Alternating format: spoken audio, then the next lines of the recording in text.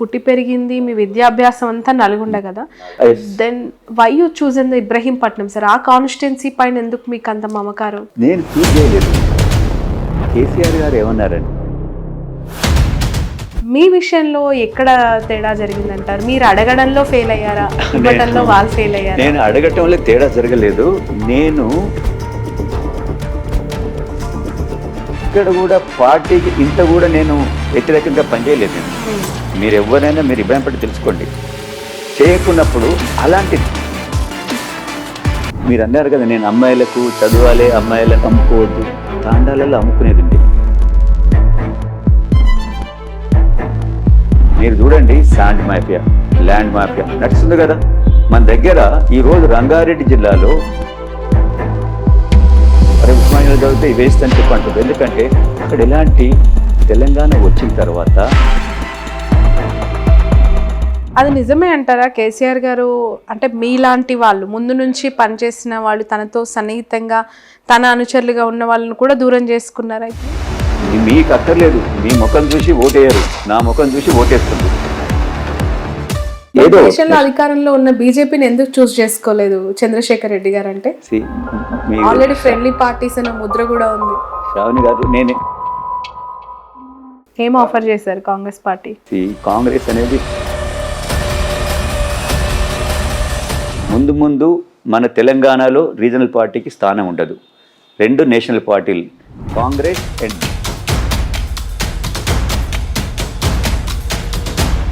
అల్లుడు అంటే ఇంక ఇదే అని అనిపించిన సందర్భం. మొన్న బెస్ట్ యాక్టర్ వచ్చింది కదా, నేషనల్ అవార్డు వచ్చింది. వాళ్ళకి రాంది 69 yearsలో. అరే అర్జున్కి వచ్చిందంటే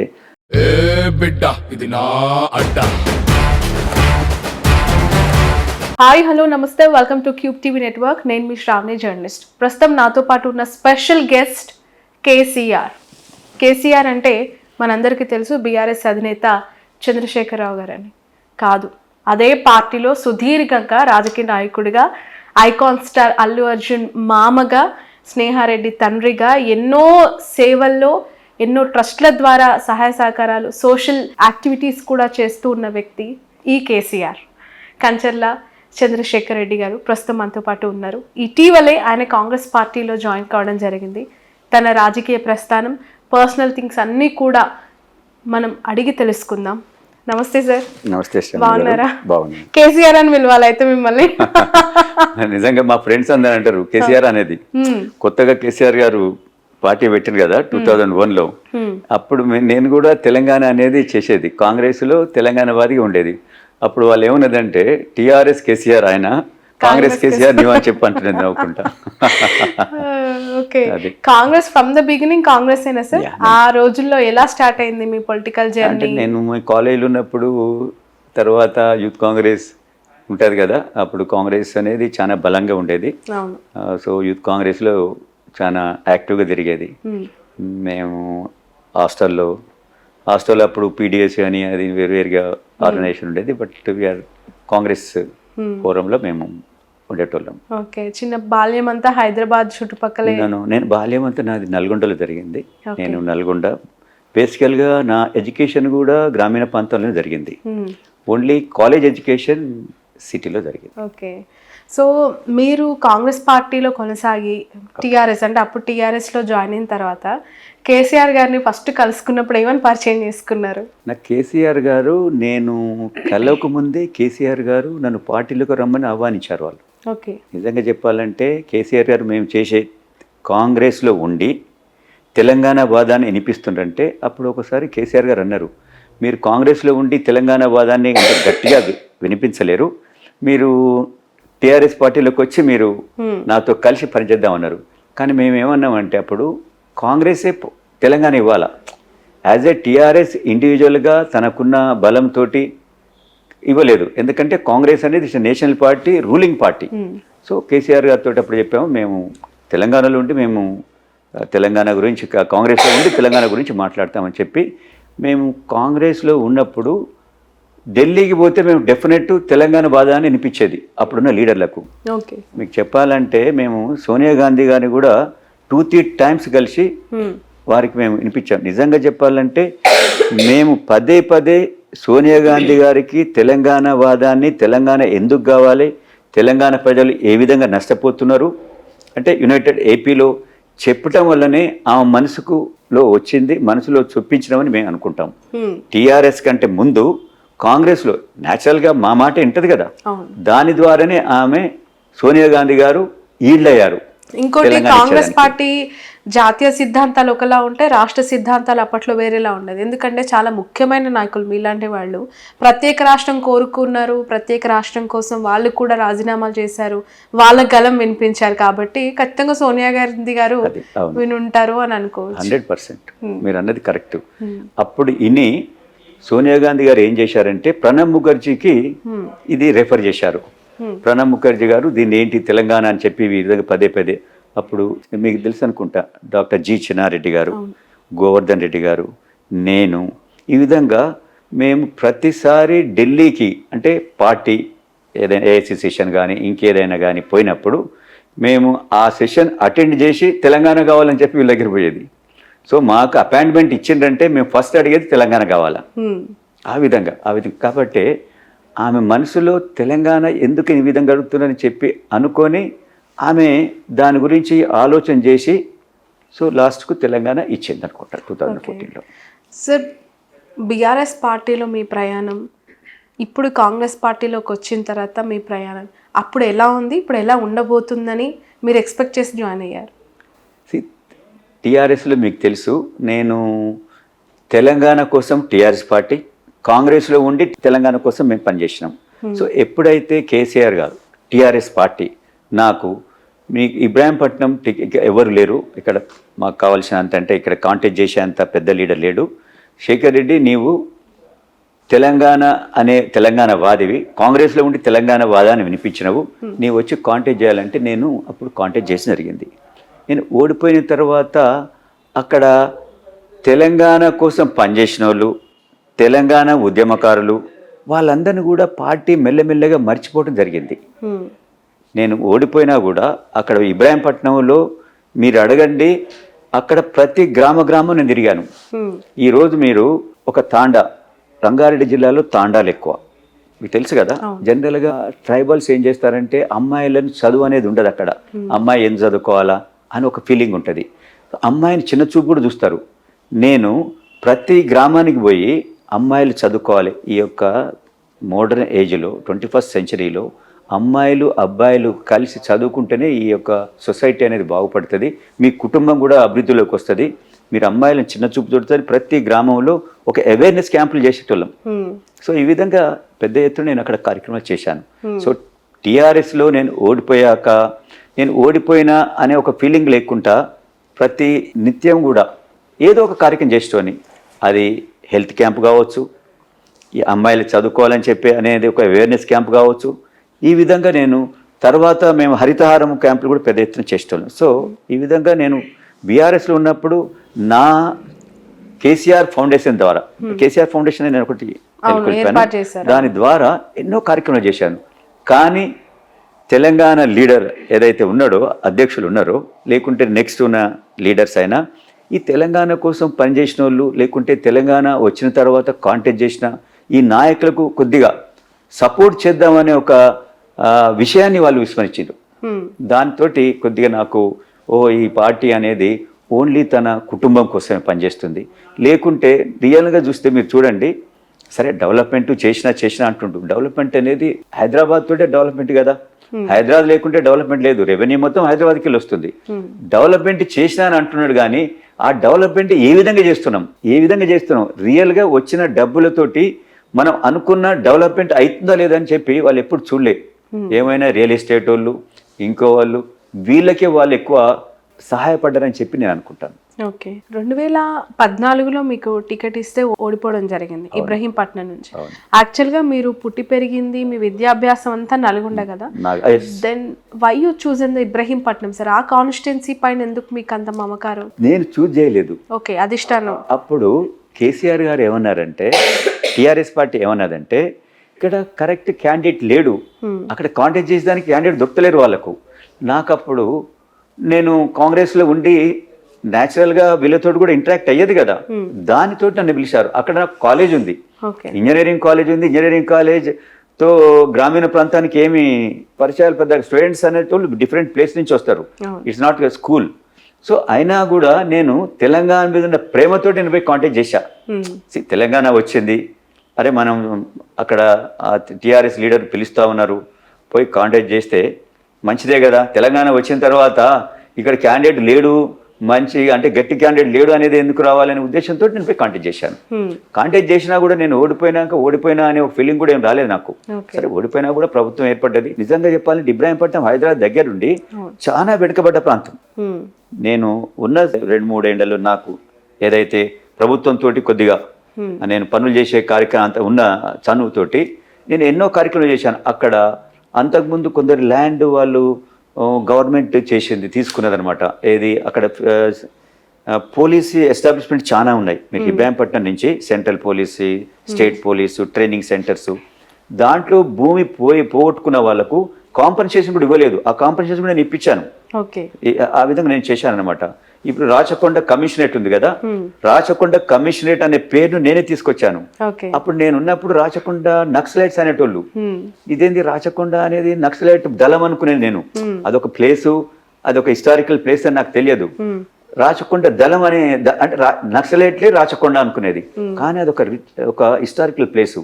ఎప్పుడైతే నాకు తెలిసిందో నేను అప్పుడు, అది యాక్చువల్గా ఉంది నల్గొండలో, అంటే ఇబ్రాహీంపట్నం బార్డర్ నల్గొండ డిస్టిక్లో ఉంది. నేను అప్పుడు సీఎం గారికి రిప్రజెంట్ చేశాను. సీఎం గారు ఇది రాచకొండ అనేది ఒక హిస్టారికల్ ప్లేసు, కానీ అందరూ నక్సలైట్ డెన్ అనుకుంటున్నది. సో దీన్ని మనం చేంజ్ చేయాలి, ఈ యొక్క హిస్టారికల్ ప్లేస్ను పబ్లిక్ మనం చెప్పాలి అని చెప్పి నేను ఆయనకు ఒక సైన్స్ స్కూల్ పెట్టాలని చెప్పి నేను రిప్రజెంటేషన్ ఇచ్చాను. ఎందుకంటే పోలీస్ ఎస్టాబ్లిష్మెంట్ ఎక్కడ చాలా సైన్స్ స్కూల్ పెడితే అది అయ్యేస్తుంది కదా, అట్లా అక్కడ రిక్రియేషన్గా కొద్దిగా మనం తీర్చిదిద్దాలని అన్నాం. నేను ఎప్పుడైతే ఓడిపోయినాక ఇంకో ఎమ్మెల్యే వేరే పార్టీలు గెలిచి వచ్చిన ఆయన, బట్ ఆ తర్వాత ఓటమి అయిన తర్వాత చాలా మందికి ఇంకొక అవకాశం ఇవ్వడం కానీ లేదంటే ఇంకొక పొజిషన్లో పెట్టడం కానీ జరుగుతూ ఉంటుంది. ఏ పార్టీలో అయినా నమ్ముకున్న వ్యక్తి పార్టీలో ఉన్నారు అంటే ఖచ్చితంగా వమ్ము చేయొద్దు అనే నాయకుల అభిప్రాయాలు ఇప్పుడు మనం చూస్తూ ఉన్నాం. మీ విషయంలో ఎక్కడ తేడా జరిగిందంటారు? మీరు అడగడంలో ఫెయిల్ అయ్యారా, ఇవ్వడంలో వాళ్ళు ఫెయిల్ అయ్యారా? నేను అడగటంలో తేడా జరగలేదు. నేను ఎలక్షన్ బిఫోర్ 2018లో ఎప్పుడైతే ఈయన 6 months before 3 months 1 month before 2 months బిఫోర్లో డిక్లేర్ చేశాడు. చేయగానే నేను అప్పుడు క్యాంప్ ఆఫీస్ కూడా నాకు అక్కడ ఉండే. మొత్తం ఈవెన్ కాంగ్రెస్ వాళ్ళు కూడా నా దగ్గరకు వచ్చారు. ఎందుకంటే నాకు అంతకుముందు కాంగ్రెస్ లేదు, ఈ ఎమ్మెల్యే తోటి మనం ఈ ఎమ్మెల్యే పనికిరాడు, మీరు కాంటాక్ట్ చేయండి అని చెప్పి నన్ను అన్నారు. వేరు పార్టీలు కూడా నన్ను చేశాయి. కానీ నేను ఒకటి అనుకున్నాను, తెలంగాణ వచ్చింది 5 సంవత్సరాలు అవుతుంది, నేను ఇప్పుడు ఇమీడియట్గా తెలంగాణ వచ్చి సరే మంచి వచ్చాడు తెలంగాణ కోసం ఒక సీఎం ఈయనను కాంటెస్ట్ చేయమన్నప్పుడు నేను అది బాగలేదు, నేను దీనికి ఎగనిస్ట్గా నేను చేస్తా అంటే అది పబ్లిక్లో అరే తెలంగాణ తెచ్చుకున్నాము కష్టపడి, కొన్ని నష్టాలు అవి అంటే ఏమరపాటు అక్కడ ఉండొచ్చు టీఆర్ఎస్ పార్టీలో, మనం ఆ విధంగా తొందరపడొద్దనే ఉద్దేశంతో నేను ఉన్నాను. అంతేగాని దాని తర్వాత నన్ను వాళ్ళు పిలిచారు అధిష్టానం, పిలిచి ఏమన్నారంటే చంద్రశేఖర్ రెడ్డి గారు ఒక పార్టీ నుంచి మనకు ఎమ్మెల్యే వచ్చాడు, వచ్చిన వాళ్ళకి ఇస్తామని చెప్పి మేము మాట ఇచ్చినాం, మీలాంటి వారు కూడా మాకు పార్టీకి కావాలి, మీరు నారాజు కావద్దు, డెఫినెట్ మీలాంటి వారు ఉన్నప్పుడే ఈ పార్టీ, ఎందుకంటే తెలంగాణ ఉద్యమం నుంచి మీరు తెలంగాణ కోసం పనిచేసారు కాబట్టి మీరు పోవద్దు, మీరు పోతే మన పార్టీకి చెడ్డ పేరు వస్తుంది, కాబట్టి మీరు ఉండండి అన్నప్పుడు నేను అనుకున్నాను, నేను పోవటం వల్ల సరే నాకు బెనిఫిట్ అవుతుందేమో, కానీ ఒక పార్టీకి చెడ్డ పేరు వస్తుంది, తెలంగాణ రాగానే అందరు జంప్ జిలానీలు అవుతుండ్రు వెళ్ళిపోతుండ్రు అని ఒక ఫీలింగ్ ఇవ్వద్దని చెప్పి నేను ఆగిపోయాను, అంతే తప్ప. సార్ పొలిటికల్ సిస్టంలో ఉండకూడమే మోరల్స్ ఎథిక్స్ అంటుంటారు కదా, వాటికి కట్టుబడి మీరు ఇలా మంచి మర్యాద పేరు ప్రఖ్యాతుల కోసం ఉంటే మీ పొలిటికల్ లైఫ్ కొంత డౌన్ఫాల్ అయింది అని యాక్సెప్ట్ చేస్తారా? ఇప్పుడు నా పొలిటికల్ లైఫ్ డౌన్ఫాల్ అయిందంగా నేను ఏమనుకుంటానంటే, పొలిటికల్ లైఫ్ను మనము ఈరోజు కేజ్రీవాల్ ఉన్నాడు, ఒక మార్పు తీసుకొచ్చిండు కదా, సరే మంచి ఎందుకు వచ్చేది, ఒక నేషనల్ 2 పార్టీలను ఎదుర్కొని వచ్చాం, మనం కూడా కొన్ని విలువలతోటి చేయాలా, విలువలు లేకుండా నాకు పదవి వస్తుంది, నాకు పదవి అనేది అన్ని పార్టీలను పిలిచారు. 2018 నాకు టికెట్ రానప్పుడు న్యాచురల్గా ఉంటుంది కదా, టికెట్ రానప్పుడు మీకు రండి మేము ఇస్తాము, ఇంతో నాకు కొద్దిగా అక్కడ కల్ట్ ఉంటుంది కదా, నాకు ఫాలోయింగ్ ఉంటుంది, కానీ నేను ఆ విధంగా పోలే, లేదు ఒకసారి టికెట్ రాలేదనగానే నేను పోకూడదు, మనం పార్టీ కోసం నిలబడాలా అని నేను ఎక్కడ కూడా పార్టీకి ఇంత కూడా నేను వ్యతిరేకంగా పనిచేయలేదు నేను. మీరు ఎవరైనా మీరు ఇబ్బంది పడి తెలుసుకోండి. చేయకున్నప్పుడు అలాంటి అంటే నాకు నష్టం జరిగింది కానీ ఈరోజు నేను బాధపడతలేను. కానీ ఇలాంటి అవినీతి అంటే నీతి లేని రాజకీయాలు చేయొద్దని ఒక తెలంగాణ ఎందుకు తెచ్చుకున్నాం మనము? ఒక నీతివంతమైన రాజకీయాలు చేద్దాము, మన తెలంగాణ వాదులకు మంచి వాళ్ళని సెలెక్ట్ చేసుకొని ఈ ప్రభుత్వాన్ని ఏర్పరిచి ప్రజలకు మంచి చేద్దామని తీసుకొచ్చుకున్నాం. మనకు ఆంధ్ర వాళ్ళు మనకు చేయనిస్తలేరు, మన కరెక్ట్ పొజిషన్లు ఇస్తలేరు అని ఒక భావంతో కదా మన తెలంగాణ తెచ్చుకుంది. మరి అలాంటి అప్పుడు మనం కూడా వాళ్ళ పోకడ లేకపోతే ఏం లాభం? సో దాన్ని మార్పు అవుతుందనే ఉద్దేశంతో నేను ఉన్నాను. మార్పు కావాలి, నాకు నష్టం జరుగుతుంది. మీరు బాధపడి బయటకు వచ్చారా, లేదంటే కాంగ్రెస్ పార్టీ తెలంగాణలో చేసిన ఆపరేషన్ ఆకర్షితులై వచ్చారా? నేను బాధపడితే నాకు మళ్ళీ 2023లో కూడా టికెట్ రానప్పుడే రావాలి కదా, అప్పుడే రావాలి కదా. ఎంతోమంది అప్పుడు వచ్చేసినారు కదా, నేను రాలేదు. అయిపోయినాక వచ్చాను. నాకు ఏదైతే అసైన్మెంట్ ఇచ్చిండ్రో, నాకు 23లో కూడా పార్టీ ఒక అసైన్మెంట్ ఇచ్చింది. I was in-charge for Serilingampally. కానీ నేను ఆ అసైన్మెంట్ మధ్య నుంచి పెట్టి నేను రాలే. నేనేమనుకున్నా, నాకు ఇచ్చిన పని నేను పూర్తి చేయాలా, అంతేగాని నాకు ఇవ్వలేదు నేను ఇది వదిలిపెట్టేసి నేను వెళ్ళిపోతా అని అనలేదు. అయిపోయినాక అనుకున్నా ఈ పార్టీ డెఫినెట్. అప్పుడే నన్ను అడగలేదని కాదు, నేను అన్నాను ఇప్పుడు నాకు ఒక పని ఇచ్చి అది కంప్లీట్ చేసుకొని నేను వస్తాను. ఆ మాట చెప్పాను. చెప్పి నేను ఎప్పుడైతే ఈ పార్టీ ఇదే విధంగా చేస్తుంది, ఆయన ఏం చేసిండు, ఇంత పెద్ద ఎత్తున అవినీతిలో కూరుకుపోయినరు ఎమ్మెల్యేలు అన్నాక కూడా పార్టీ ప్రెసిడెంట్ వినకుంటే, ఎవరి మాట వినకుంటే ఎట్లా మరి పార్టీ ఏ విధంగా పోతుంది? ప్రజలకు ఏ విధంగా మేలు చేస్తే చెప్పండి. తనే అక్కడక్కడ మీటింగ్లో మీరు ఏంటి మన దళిత బంధులో మీరు కమిషన్లు తీసుకుంటుండ్రు, మీరు ఇంకో కార్యక్రమాలలో మీరు పబ్లిక్ నుంచి డబ్బులు తీసుకుంటుండ్రు అని మీరే ఒక అధినేత అంటాడు, మరి వాళ్ళని పక్క పెట్టాడు. ఈ విధంగా అంటే ఆయన ఏమనుకున్నాడు, ఒక ఎమ్మెల్యేలు అనేటోళ్ళు నిమిత్త మాత్రులు, వాళ్ళు ఏదో అట్లా గెలిచి ఉండాలి, నేను పని చేయాలి, అట్లా జరగదు కదా. ఎప్పుడైనా ఒక సూపర్వైజర్ మంచి చెడు కొందరితో ఇంటరాక్షన్ అయినప్పుడే, ఇప్పుడు నాలాంటి లీడర్లు ఉన్నారు, నాకు ఒక ఆయన చెప్తాడు, సార్ ఇక్కడ మా ఊర్లో ఈ సర్పంచ్ లేకుంటే ఎమ్మెల్యే గారు మనుషులు డబ్బులు మాకు వచ్చేది దళిత బంధుకి వెళ్ళి డబ్బులు తీసుకొని చెప్తారు. నేను ఎవరికి డిపెండ్ చేయాలి? ఎమ్మెల్యేకి చెప్తే నేను తీసుకోలేదు అంటాడు కదా, నేను అధినేతకు చేయాలి. మరి నాకు ఆయన కలిసి ఇయ్యనప్పుడు, అపాయింట్మెంటే లేనప్పుడు. అది నిజమే అంటారా కేసీఆర్ గారు? అంటే మీలాంటి వాళ్ళు ముందు నుంచి పనిచేసిన వాళ్ళు, తనతో సన్నిహితంగా తన అనుచరులుగా ఉన్న వాళ్ళని కూడా దూరం చేసుకున్నారా ఇప్పుడు? తను ఎవరైనా ఒక మనిషి, ఒక లీడర్ పబ్లిక్లో ఉండి అవైలబుల్ ఉండి పబ్లిక్ పనిచేసి పబ్లిక్లో మంచి పేరు ఉంటే అలాంటి వాళ్ళని కలుసుడు అనేది ఆయన కొద్దిగా ఇష్టం ఉండదేమో నాకు అనిపించింది. చెప్పాలంటే అంటే పబ్లిక్ యొక్క మంచి పేరు ఉండొద్దు, అక్కడ పబ్లిక్ తోటి ఇంటరాక్ట్ కావద్దు. కానీ తన పార్టీకి మంచి చేసేది అవే కదా, నా వల్లనే పార్టీ వస్తుంది అనుకుంటుండు. ఎమ్మెల్యేలు అనేది నిమిత్త మాత్రులు, మీకు అక్కర్లేదు, మీ ముఖం చూసి ఓటేయరు, నా ముఖం చూసి ఓటేస్తుండ్రు. కాబట్టి మీరు ఏం పని చేస్తారు అలా. అందుకనే వాళ్ళు ఏం చేసిండ్రు, వాళ్ళు విచ్చలవిడిగా అవినీతి చేసుకుని మొదలుపెట్టిండ్రు. మీరు చూడండి, శాండ్ మాఫియా, ల్యాండ్ మాఫియా నడుస్తుంది కదా మన దగ్గర. ఈరోజు రంగారెడ్డి జిల్లాలో అసలు ఏ ఊర్లోకి వెళ్ళినా కూడా ఎమ్మెల్యేలో లేకుంటే ఆయన దగ్గర ఉన్న ఆయన చుట్టూ ఉండే వాళ్ళు ఇదే పని తప్ప ఇంకో పని చేయలే. నేనన్నా ఇదేందుపై ఒక రాజకీయ నాయకుడు అనేది ఒక ల్యాండ్ బిజినెస్ చేయాలా, శాండ్ బిజినెస్ చేయాలి, ఇంకేం పని లేదా? సొంతంగా ఏదో కొన్ని పనులు ఉంటాయి కదా, కానీ ఇదే పనులు చేసేటోళ్ళు. నేనన్నా ఇది పాలిటిక్స్ కాదు. ఇంతకుముందు నేను కాంగ్రెస్లో ఉన్నాను, ఏ రోజు కూడా ఒక లీడరు ఇలాంటి కార్యక్రమం చేయకపోయేది. ల్యాండ్ బిజినెస్ చేసుడు, శాండ్ బిజినెస్ చేసుడు, మైనింగ్ చేసుడు, ఇలాంటి తెలంగాణ వాళ్ళకి తెలియదు. అది ఈ బీఆర్ఎస్ టీఆర్ఎస్ వచ్చిన తర్వాత నేర్చుకున్నారు. తెలంగాణ అంటే కేసీఆర్ అంటే తెలంగాణ తప్ప ఇంకొక లీడర్ లేడు అనే పరిస్థితి నుంచి ఈ రోజు తెలంగాణలో బీఆర్ఎస్ పార్టీ ఓటమి, ఈ పరిణామాలను ఎలా చూస్తున్నారు? ఎలా చూసారు మీరు? అంటే గెలిచిన తర్వాత కూడా పార్టీలో ఉన్నారు కదా, ఎలా విశ్లేషించారు? అది విశ్లేషణ అనేది లేదు కదా ఇక్కడ. విశ్లేషణ ఆయన ఏమనుకుంటుండు, ఎలక్షన్ అంటే ఏమనుకుంటుండంటే 5 ఏళ్ల తర్వాత డబ్బులు ఆయన వస్తాడు, ఆయన ఖర్చు పెడితే గెలుస్తారు. కొందరికి న్యాచురల్గా ఎలక్షన్లో కొందరు గెలుస్తారు, కొందరు ఓడతారు. కానీ మన దగ్గర ఏముంది, ఎక్కువ డబ్బులు ఉంటే గెలుస్తారు అని ఒక ఫీలింగ్ ఉంది, నన్ను చూసి గెలుస్తారు. లేకుంటే అప్పుడు ఎలక్షన్ టైంలో నేను ఒక స్కీమ్ చెప్తాను, దళిత బంధు, ఇంకోటి 2000 కాదు 4000 ఇస్తా, లేకుంటే మన రైతు బంద్ ఇస్తా, లేకుంటే బీసీ బంద్ ఇస్తా. స్థితి కాదు, బీసీ బంద్ ఇవ్వండి, దళిత బంద్ ఇవ్వండి, ఇంకా పెద్దది ఇవ్వండి. కానీ నీ బడ్జెట్ ఎంత, నీవు ఏ విధంగా ఇస్తావు, ఎంతమందికి ఇస్తావు, అనేది ఇదంతా చేసుకోవాలి కదా. ఎంత రెవెన్యూ, నేను 24 గంటలు కరెంట్ ఇస్తా, నీ దగ్గర ఎంత ఎలక్ట్రిసిటీ ఎంత అవైలబుల్ ఉంది, ఉట్టి నేను ఇస్తా అంటే ఇచ్చారు. ఇస్తే ఇప్పుడు ఏమంటున్నారు, డిస్కమ్స్కి అంతా 45,000 కోట్ల బాకీ ఉందని చెప్తున్నారు. ఎవరు కట్టాలి? 45,000 5 6 అయింది.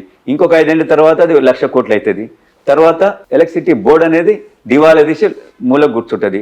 అప్పుడు ఏమవుతుంది చెప్పండి. అందుకని ఏది ఇచ్చినా కూడా మన స్టేట్ రెవెన్యూ ఎంత, ఈ రెవెన్యూలలో ఇలాంటి స్కీమ్స్కి ఏ విధంగా ఇవ్వాలి, రైతు బంధు ఇంకో ఇలాంటి యాక్టివిటీస్కి ఏమి ఇవ్వాలా, మిగతా వాటికి ఏ విధంగా డెవలప్మెంట్ యాక్టివిటీస్కి ఏ విధంగా ఖర్చు పెట్టాలి, ఎడ్యుకేషన్ అనేది ఇంపార్టెంట్. ఈ యొక్క మన తెలంగాణ వచ్చిన తర్వాత ఎడ్యుకేషన్ అనేది నిర్వీర్యం అయిపోయింది. ఈరోజు ఒకప్పుడు మన ఉస్మానియా యూనివర్సిటీ ఎంత పేరుండేది చెప్పండి, కాకతీయ యూనివర్సిటీ అంటే ఎంత పేరుండేది, మన జేఎన్టీ. ఈరోజు ఉస్మానియాకి అసలు ఉస్మానియా యూనివర్సిటీ చదివేటోళ్ళే లేరు. అరే ఉస్మానియాలో చదివితే వేస్ట్ అని చెప్పి అంటున్నారు. ఎందుకంటే అక్కడ ఎలాంటి మన కొత్తగా టీచింగ్ స్టాఫ్ని తీసుకోలేదు, కొత్తగా ల్యాబ్స్, కొత్తగా దాన్ని ఫండింగే లేదు అక్కడ. సో అలాంటప్పుడు ఏదైనా దేశానికైనా రాష్ట్రానికైనా కుటుంబానికైనా ముఖ్యంగా కావాల్సింది చదువు. తర్వాత కొద్దిగా అంటే ఒక కుటుంబాలకు ఏం కావాలి, పిల్లలకు చదువు కావాలి, కుటుంబానికి ఆరోగ్యం కావాలి. ఇప్పుడు అందరూ వచ్చి అపోలోలో చేసుకోరు కదా. సో ఆరోగ్యం అనేది కూడా చాలా ఇంపార్టెంట్. దానికి ఏదైనా కాలేజీలు పెట్టినా, కాలేజీలు పెట్టడం వల్ల దానివల్ల లాభం ఏంది, ఫస్ట్ మీరు హాస్పిటల్ పెట్టండి, ఉన్న కాలేజీలను మీరు పటిష్టంగా దానికి చేయండి, ఫండింగ్ కరెక్ట్ చేయండి, అది స్టాండర్డ్ ఉందా లేదా చూడండి. అంతేగాని నేను ఉంటేనే కాలేజీలు పెట్టినా, ఈరోజు ఈ ఊరికి వెళ్ళినా, ఈ జిల్లాకు పోయినా నేను కాలేజీ పెట్టినా, ఈ జిల్లాకు పోయినా నేను ఏదో అనౌన్స్ చేసిన, అది కాదు కదా. ఒక ప్లానింగ్ ఉండాలి. వితౌట్ ప్లానింగ్ ఆయనకు తోచింది ఆయన అనుకున్నది చేస్తే అది ఈ విధంగా ఈరోజు మొత్తం కొలాప్స్ అనేది వచ్చింది. రైట్. కాంగ్రెస్ని మీరు చూస్ చేసుకున్నారా, మిమ్మల్ని కాంగ్రెస్ చూస్ చేసుకుందా? ఇప్పుడు నేను కాంగ్రెస్ వాదిని, సో వాళ్ళకు నేను కావాలి, నాకు కాంగ్రెస్ కావాలి. సో ఇద్దరికి నేను కాంగ్రెస్లో, నా కాంగ్రెస్ అనేది నాకు నేను అనువనువు, నా కాంగ్రెస్ గురించి నాకు తెలుసు. సో కాబట్టి కాంగ్రెస్ అనేది నాకు కూడా ఇష్టము, వాళ్ళకు కూడా నాలాంటి వాళ్ళంటే కాంగ్రెస్ కూడా ఇష్టం. ఏం ఆఫర్ చేశారు కాంగ్రెస్ పార్టీ? కాంగ్రెస్ అనేది ఏఐసిసి అనేది మీకు తెలుసు, ఢిల్లీలో వాళ్ళు డిసైడ్ చేస్తారు. ఏది డిసైడ్ చేసినా, ఏది ఇవ్వాలన్నా కూడా ఢిల్లీ నుంచి వస్తుంది. కాబట్టి ఢిల్లీ వాళ్ళు ఏది ఇస్తే, మా ప్రెసిడెంట్ ఏఐసిసి ప్రెసిడెంట్ గారు ఏది ఇస్తే అది తీసుకుంటాను. మా ముఖ్యమంత్రి గారు ఏది, మీకు కూడా ఇష్టాలు ఉంటాయి, మీకు కూడా కొన్ని ఆలోచనలు ఉంటాయి. డెఫినెట్. నేను డైరెక్ట్ ఎలక్షన్లో కాంటెస్ట్ చేయాలని చెప్పి ఆల్రెడీ నేను కాంటెస్ట్ చేసిన చేయబట్టి తప్పక నేను కూడా కాంటెస్ట్ చేయాలని నేను చెప్పాను. I want to contest this time అని చెప్పాను. ముఖ్యమంత్రి గారు డెఫినెట్ చంద్రశేఖర్ రెడ్డి నీలాంటి వాళ్ళు తప్పక. ఏ పార్లమెంట్ సెగ్మెంట్ లో చూడబోతున్నాం, మల్కాజ్గిరిగా భువనగిరి ఎంపీగానా? మీరు రెండింటిలో ఏదో ఒకటి తప్పక చూస్తారు. మీకు ఇండికేషన్ ఏమొచ్చింది పార్టీ హైకమాండ్ నుంచి, ఎక్కడ పని చేసుకోమని చెప్పారు? ఇండికేషన్ అంటే పార్టీ కోసం పనిచేస్తున్నాను నేను. ఈరోజు Congress party not only Malkajgiri, not only Bhuvanagiri, నల్గొండలో కూడా నేను పనిచేస్తా, భువనగిరిలో పనిచేస్తాను, మల్కాజ్గిరిలో పనిచేస్తాను, సికింద్రాబాద్ పనిచేస్తాను. ఈ 4 పార్లమెంటరీ కాన్స్టిట్యున్సీలలో అసలు నిజంగా చెప్పాలంటే తెలంగాణలో నేను ప్రతి జిల్లాలో నేను ఏదో విధంగా నేను యాజ్ ఏ కాంగ్రెస్ లీడర్గా నేను అక్కడ పనిచేసి ఉన్నా. నేను ఒకసారి అది మెంబర్షిప్ కావచ్చు, ఒకసారి పార్టీ అబ్జర్వర్ కావచ్చు, ఒకసారి ఎలక్షన్ క్యాంపెయిన్ చేసేదానికి కావచ్చు. సో నాకు ఎంటైర్ తెలంగాణతోటి నాకు సన్నిహిత సంబంధాలు ఉన్నాయి. బట్ అనిపిస్తుందా నాగార్జున సాగర్ నుంచి బరిలో ఉండుంటే బాగుండేది, అక్కడ నుంచి పోటీ చేసి నిలబడి? నిజంగా చెప్పాలంటే బీఆర్ఎస్ పార్టీ అప్పుడు నాలాంటి వాళ్ళకు నిజంగా పనిచేసే వాళ్ళకి ఇస్తే ఆ పార్టీకి ఇంత ఈ విధంగా ప్రజలు తిరస్కరించేవారు కాదు. ఎందుకంటే వారు అన్నీ మర్చిపోయి ఓన్లీ అక్కడ ప్రగతి భవన్ గేట్లు మూసుకొని ప్రగతి భవన్లో కూర్చొని వారు ఏదో కలలు కానీ, అంటే ఇదే విధంగా మా ఎమ్మెల్యేలు బాగా డబ్బులు సంపాదించిండ్రు, ఈ డబ్బులు ఖర్చు పెడతారు. డబ్బులు కూడా ఖర్చు పెట్టిండొచ్చు, కానీ ఓట్లు వేయలేదు కదా. ఒకసారి వేస్తారు, రెండోసారి ఏమనుకున్నారు ఓటర్స్, ఓహో ఇది డబ్బులతోటి వీళ్ళు ఏదో మమ్మల్ని కొనాలనుకుంటున్నారు, వీళ్ళకి బుద్ధి చెప్పాలి అని. ఈసారి మీరు చూడండి, తెలంగాణలో గ్రామీణ ప్రాంతాలలో ఎప్పుడు రానంత మెజారిటీ కాంగ్రెస్ పార్టీకి వచ్చింది. అసలు నిజంగా మనం ఎప్పుడు చూడలేదు. అబౌవ్ 50,000 మెజారిటీ తోటి ప్రతి ఎమ్మెల్యే గెలిచారు. ఇంత మెజారిటీ అనేది తెలంగాణలో ఎన్నడూ రాలే. మరి 1947 60s అప్పుడు మన ఇండిపెండెన్స్ డేస్లో వచ్చిందా నాకు తెలియదు, కానీ దీని తర్వాత అంటే 1980s తర్వాత ఎన్టీఆర్ వచ్చినప్పుడు కూడా ఈ విధంగా ఈ తెలంగాణ రాలేదు ఎప్పుడు. ఓకే. సో ఇప్పుడు వచ్చిందంటే ప్రజలు ఎంత అసహించుకుంటూ చూడండి పార్టీని. ఈ ఓటమి క్రెడిట్ కేసీఆర్ గారి అకౌంట్లో వేస్తారా, కేటీఆర్ గారి అకౌంట్లో వేస్తారా, మీలాంటి సీనియర్ లీడర్స్? కేటీఆర్ నిమిత్త మాత్రుడు, ఇది కేసీఆర్ అకౌంట్లోనే వేయాలా? అంతే కదా. కేటీఆర్ చెప్పి నాకు తెలియదు, బట్ కేసీఆర్ చూడాలా. కేటీఆర్ అనేట ఆయన వర్కింగ్ ప్రెసిడెంట్. ప్రెసిడెంట్ ఇచ్చిన పని వర్కింగ్ ప్రెసిడెంట్ చేస్తాడు. కానీ ప్రెసిడెంటే కదా, ప్రెసిడెంట్ ఎవరిని గలవా, ఎమ్మెల్యేలే రావాలి నా దగ్గరికి. ఎమ్మెల్యేలు అంటే మరి ఓటర్లను తిరస్కరించరు, నువ్వు ఎమ్మెల్యేలను చూసుకోవాలి. ఇప్పుడున్న 90 మందో 80 మందో ఉన్నారు కదా, ఎవరైతే ఓడిపోయినరో గెలిచినరో వాళ్ళే ఉండాలి. అంటే ప్రజలందరూ నిన్ను ఇష్టపడతలేరు, అది తెలుసుకోవాలి. మీరు నల్గొండకి సంబంధించిన వ్యక్తులు, నాగార్జున సాగర్ నియోజకవర్గం ఒకటి, ఇబ్రహీంపట్నం ఒకటి, ఈ ఊగిసలాట ఈ విధంగా ఉంటే మీ ప్రత్యర్థులు అనేవాళ్ళు అసలు మీరు జన మనిషి కాదు, జనాల్లో ఉండే వ్యక్తి కాదు, ఎప్పుడు కూడా టీవీ షోస్కి లేదంటే ఇంపార్టెంట్ మీటింగ్స్కి పరిమితం అవుతారు తప్ప జనాల్లో ఎప్పుడు కూడా ఎమర్జ్ అయి ఉన్న లీడర్ కాదు అనేది ఒక ముద్ర వేశారు. దీన్ని ఎలా చూస్తారు? మీరు అన్నారు కదా ఇబ్రాహీంపట్నం, నేను కాంటాక్ట్ చేశా. ఈరోజు కూడా ఇబ్రాహీంపట్నంలో ఎన్ని విలేజెస్ ఉన్నాయో దాదాపు 60-70% విలేజెస్లో నా ముద్ర ఉంటుంది అక్కడ. నాగాన్ సాగర్, నేను నాగాన్ సాగర్ 2023లో నా నేటివ్ అని చెప్పి నేను వెళ్ళాను. అక్కడ కూడా ఎందుకంటే నా నేటివ్ ప్లేస్లో నేను రంగారెడ్డిలో పెద్ద ఎత్తున నేను ఈ కార్యక్రమాలు చేస్తుంటే, సోషల్ యాక్టివిటీస్ చేస్తూ ఉంటే మాకు నల్గొండ వాళ్ళు అడిగారనమాట, మీరు ఇంత పెద్ద ఎత్తున అక్కడ చేస్తున్నారు, మా దగ్గర కూడా చేయొచ్చు కదా. మీరు ఇక్కడ పుట్టినరు, ఇక్కడ చదువుకున్నారు, ఇక్కడ నా అగ్రికల్చర్ కూడా అక్కడ ఉంది. స్టిల్ నేను వ్యవసాయం చేస్తా అంటే నేను డైరెక్ట్ నేను చేయకున్నా నేను దాన్ని సూపర్వైజ్ చేస్తూ ఉంటా. నేను అక్కడ ఒక ఫంక్షన్ హాల్ కూడా కట్టాను మా ఊరికి పేరు రావాలని చెప్పి. సో అక్కడ కూడా చేయాలని చెప్తే నేను అక్కడ పోయి చేస్తూ ఉన్నాను. కానీ ఎక్కడ చేసినా కూడా నేను పొలిటికల్ దృష్టిలో పెట్టుకొని నేను కొన్ని కార్యక్రమాలు చేయాలా. నాకు వచ్చిన నేను ఒక 10 రూపాయలు నేను సంపాదిస్తే నేను 2 రూపాయలు ఖర్చు పెట్టాలా, ఒక సర్వీస్ చేయాలి నేను ప్రజలకు అనే ఉద్దేశంతో నేను ఓన్లీ పొలిటికల్ అంటే డెఫినెట్ ఏదో ఒక పార్టీ పోయి ఎన్నడో నేను ఏదైనా అవుదును, ఎమ్మెల్యే అవుదును, లేకుంటే ఇంకేదో అవును, అది కాదు. మినిమం మోరల్స్ అనేది ఉండాలా. ఒక ఎనీ పాలిటిక్స్ ఏదైనా పని మీరు చేస్తున్నారు, మీరు చేసే మీ యొక్క టీవీ ప్రోగ్రామ్స్ కూడా కావచ్చు, మీరు చేసే ఒక బిజినెస్ కావచ్చు, ఏదైనా. కానీ మీరు ఏ ప్రోగ్రామ్ చేసినా పొలిటికల్ మోటివేషన్ దాంట్లో ఉంటుంది. మీరు కేసీఆర్ ఫౌండేషన్ పెట్టినా, మీ ఊరికి ఫంక్షన్ హాల్ కట్టించినా, ఏదైనా చిన్న దేవాలయానికి విరాళం ఇచ్చినా, ఏం చేసినా అక్కడ ఏదో రాజకీయ కోణం ఉంటుంది అంటే రాజకీయ కోణం అంటే చూడరి, దేవునికి విరాళం ఇచ్చినాం, మరి దానికి రాజకీయం ఎట్టుంటుంది? చంద్రశేఖర్ రెడ్డి పార్టీలో ఉన్నాడు అంతే అంటారు తప్ప నేను యాజ్ ఏ రాజకీయ నాయకునిగా నేను విరాళం ఇస్తున్నాను చెప్పని లేదు. ఒక స్కూల్కి వెళ్ళి అమ్మాయిలు చదువుకోవాలని చెప్పిన, అక్కడ కాంగ్రెస్ వాళ్ళు ఉంటారు అమ్మాయిలు పేరెంట్స్, కమ్యూనిస్ట్ వాళ్ళు ఉంటారు, టీఆర్ఎస్ వాళ్ళు ఉంటారు, తెలుగుదేశం వాళ్ళు ఉంటారు. మరి నేను అందరికీ ఇస్తున్నాడు కదా. నేను ఏదైనా కార్యక్రమం చేస్తే ఒక గ్రామానికి చేస్తున్నా, గ్రామంలో అన్ని పార్టీ వాళ్ళు ఉంటారు, అప్పుడు నేను ఈ పార్టీ చేస్తున్నా అని చెప్పి ఎందుకు అనుకోవాలి మీరు? కాబట్టి చేసుడు అనేది కావాలి. ఇప్పుడు నేను ఒక పని చేస్తున్నా, ఊరికి ఒక వెల్ఫేర్ ఒక సహాయం చేస్తున్నా, దాన్ని చూసి ఇంకోళ్ళు చేయాలా. ఒక పాలిటీషియన్ చేయాల్సిన అవసరం లేదు. ఇప్పుడు మీరు చేయొచ్చు, వారు చేయొచ్చు, ఎవరైనా చేయొచ్చు. నేను ఒక గ్రామంలో ఒక స్కూల్కు నేను లైబ్రరీకి బుక్స్ ఇచ్చాను, మీరు వేరే బెంచెస్ ఇస్తారు, ఇంకొక ఆయన బ్లాక్ బోర్డ్ ఇస్తాడు. ఈ విధంగా ఒకళ్ళని చూసి ఒకళ్ళు ఇస్తారు. ఎప్పుడైనా ఏదైనా చారిటీ అనేది మొదలైతే అది మెల్లమెల్లగా పాకుతుంది. మీ దగ్గర చారిటీ అనేది లేదు, నేను పొలిటికల్ అనుకుంటే నేను ఇన్ని రోజులు చేయాలి అవసరం లేదు, ఎలక్షన్స్ అప్పుడే చేయాలి. కానీ అది కూడా నేను ఓన్లీ రూరల్ వాళ్ళకే నేను చేస్తాను. ఇప్పుడు ఈరోజు స్కూల్ ఉంది, ఒక స్కూల్లో అమ్మాయిలు చదువుకోవాలని అంటాను. ఎందుకని చెప్పాను?